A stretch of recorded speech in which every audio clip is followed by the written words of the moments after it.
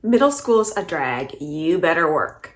That is the title of the book that I am going to read the first chapter of today on this episode of First Chapter Friday. My name is Lucy, and this book is written by Greg Howard. It is the story of Mikey Pruitt, who starts a company called Anything Inc. And essentially, he's inspired by his grandfather, who had many different successful business ventures, and Mikey wants to dabble in all these different things. He ends up becoming a talent agent, and this company ideally is going to allow him to follow his dreams. He realizes that he wants to be an agent when he sees his classmate Julian perform drag as COCOCALIENTE, mistress of madness and mayhem. He works to try and get Coco into the school talent show. Along the way, he runs into other friends whose talents he thinks would be worthy of being in the talent show, and those talents run the gamut of comedy to telling fortunes to doing tricks with your dog. So he'll try just about anything. The book is very funny. The way it's written is very conversational. Mikey is sort of naive as a narrator. He reminds me a little bit of Amelia Bedelia in that he's surprised sometimes when things aren't as literal as they seem. And he provides explanations for us, the reader, that seem obvious but are also very humorous in the fact that they seem that way. So it's fun to read this book. It's got a great voice, but it is very much a book about being true to yourself and discovering yourself and deciding how much of what you're going to do is to please yourself and how much is to please others. It's a book that's full of compassion, but there are also some bullies along the way. There are definitely some hijinks, really funny sort of mishaps, and ultimately it's a very heartwarming story. So I will now read for you Chapter 1 of Middle School's a Drag, You Better Work. Chapter 1, The Office.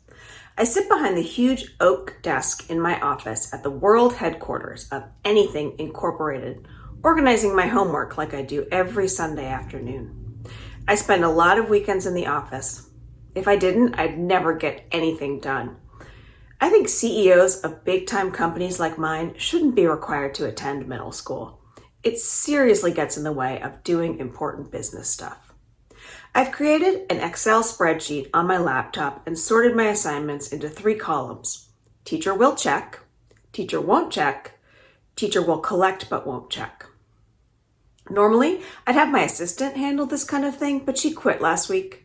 It's okay though, because she was a climber, more interested in having a fancy title than doing a good job for the company. She started as an intern about a month ago, recommended by one of our board members. She was terrible even back then. I could never find a stapler when I needed one, and my printer was always out of paper. I thought if I gave her a real title and some responsibility by promoting her to assistant to the president, she'd step up her game. But she didn't. All she wanted to do was criticize me, her boss. That's not how it works in the corporate world. I open my Brilliant Business Tips Excel spreadsheet, scroll down to the next empty cell and type, Michael Pruitt Business Tip number 347. There's only one way to the top. Keep your head down, apply yourself, and do your time. It sure would be nice to have someone handle all this busy work now that my assistant bailed on me. I'd much rather be spending my time doing real boss stuff, like planning my next exciting business venture. Retail wasn't the right fit for me. Neither was professional sports instruction. But I have a million other ideas. Those are just 2 recent ones that didn't work out. Pat Pruitt always says, if at first you don't succeed, try again. I've had my share of failures, but I never give up. I know I'll have a successful business empire one day, just like my hero, Pat Pruitt. Technically, Pat is my grandfather. He taught me everything I know about business. My desk first belonged to Pat when he started his real estate business at 17 years old. When Pat moved into the nursing home, Dad didn't need it for his landscaping business, so he lets me use it. It's a real boss-looking desk, and I always feel real important sitting at it. I also feel close to Pat when I'm at my desk. He's been in the nursing home for a while now, and I don't get to see him as much. Plus, he's sick a lot, so Dad doesn't always let me go with him to visit Pat. He didn't let me go today, which I guess is why Pat's been on my mind. Pap was a super crazy successful entrepreneur when he was younger. He started his own general store, a dry cleaning business, 2 fast food franchises, a hotel called the Old Pruitt Place, a pet grooming business, a landscaping business, 3 automatic car washes, a boiled peanut roadside stand, and a whole lot more. I asked him once how he became so successful. I remember the sparkle in his eye when he grinned a little and said, "All it takes is a dream and a prayer." I've got lots of dreams, and even though I'm not the best at prayers, the Almighty is pretty used to hearing from me when it comes to a new business idea. Pap started his business empire in his garage with only $100, a dream, and a prayer. Pap's blind now because of the diabetes, but he's still a wicked cool guy. I really want to make him proud, but he didn't have to build his business empire and go to middle school at the same time. I guess Pap was a late bloomer. It's a little embarrassing having to do homework at your real job. I bet Malcolm Forbes never had to do that, and he was like one of the most successful business guys ever. Luckily, my office is pretty private, but that doesn't always keep the riffraff out. Sometimes it can get so noisy in here, especially when the dryer's on its last cycle like it is now. It sounds like a space shuttle getting ready to launch. And there must be a shoe in there because something bangs against the side every few seconds, distracting me from my work. I lean back in my executive fake leather desk chair and stare at Dad's tools hanging on the wall, waiting for the banging to stop. The annoyingly long honk of the buzzer sounds, and the pounding inside the machine finally fades away. I hit the talk button on the intercom on my desk. "Mom," I say, pretty loud so she can hear me from anywhere inside the house. And because I'm annoyed that there's a washer and dryer in my office. No response. I hit the button again. "Mom!" A few seconds later, her voice crackles through the intercom speaker. "Yes, Mikey, what is it?" I sigh and press the talk button. "Mom, I asked you not to call me that when I'm at work." "Oh, sorry, honey. Michael, what is it? Is the dryer done?"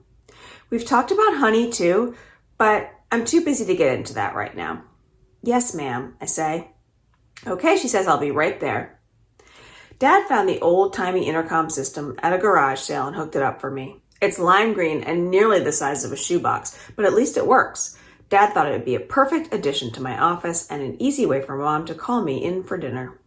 Dad gets it. Mom comes through the carport door without knocking, carrying a laundry basket. "Mom, the sign's out," I say. "You're supposed to knock when the sign's out." "It's getting late, honey. I thought you'd be closing up shop by now." She's wearing light blue mom shorts and one of Dad's old white button-down shirts. "I'm rebranding," I said. "It takes a lot of thinking time." Wait a minute. That would be a cool business idea. I could be an expert at helping businesses rebrand. Like, I could go down to the Burger King on Palmetto Street and pitch them the idea of updating their brand to make it more modern and hip. The first thing they need to do is change their name to something more welcoming of all people instead of just men. Something like Burger Person or Burger Human Being would be a good choice. I open up my spiral-bound Amazing Business Ideas notebook and write that $1 million idea down before I forget. Anything Modern and Hip Rebranding, a division of Anything Inc. Michael Pruitt, president, founder, CEO, and brand expert. "So how come the putt-putt lessons didn't work out?" "Croquet lessons, Mom," I say, "not putt-putt." "Oh, right," she says. "We used to play croquet all the time when I was a kid." "I know," I say.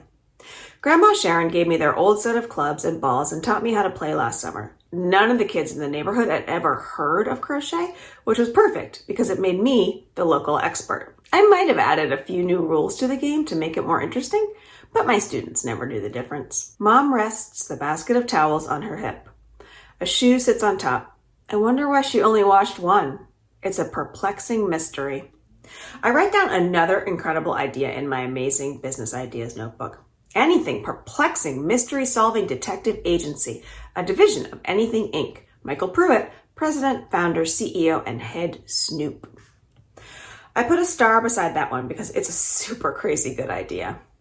"Well, how many kids signed up for croquet lessons?" Mom asks. Before I can answer, my little sister Lyla appears in the doorway, cradling her fat gray cat in her arms. The cat's name is Pootie. Lyla named him that because he farts a lot. I hate that cat. He had 4 students show up for the first lesson, she says, with all the innocence of a demon-possessed doll in a horror movie.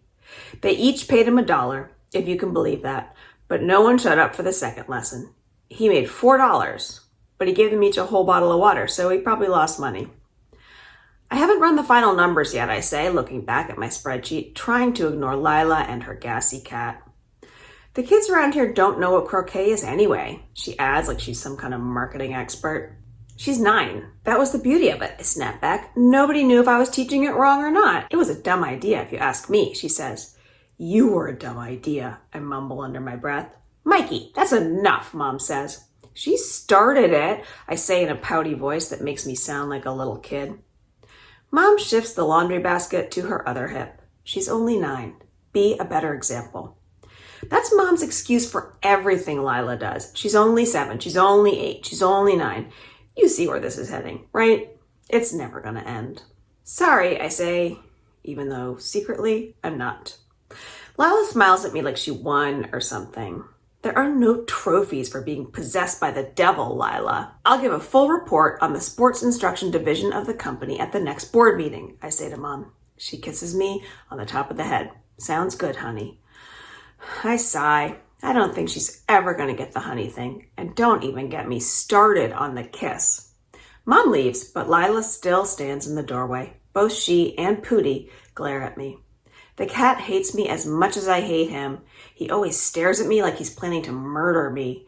That's why I lock my bedroom door every night before I go to bed. You just never know with cats. So what's your next big idea, Mikey? Lyla says, stroking Pootie's head like an old movie villain who's trying to take over the world. I wouldn't put it past her, even though she's only 9. It's Michael when I'm in the office, I say. You know that. She looks around the cramped, unfinished space with tools hanging on the walls like they're standing guard. You mean our carport storage and laundry room? I turn my back to her, attacking the keys of my laptop like I'm typing a really important email. You didn't mind it when you worked here. I hear the door close behind me. Thank God she left. And that is the end of chapter 1. So you can see that the voice of that book and Mikey's voice and his way of thinking is pretty humorous. He has a lot of trouble with his little sister and her cat. Their arguments provide a lot of the humor in the book. And you can see also how seriously Mikey is taking his business ventures and his desire to be an entrepreneur like his grandfather. So if you want more of that humor and a great story besides, I would try Middle School's a Drag by Greg Howard. Thanks for joining me.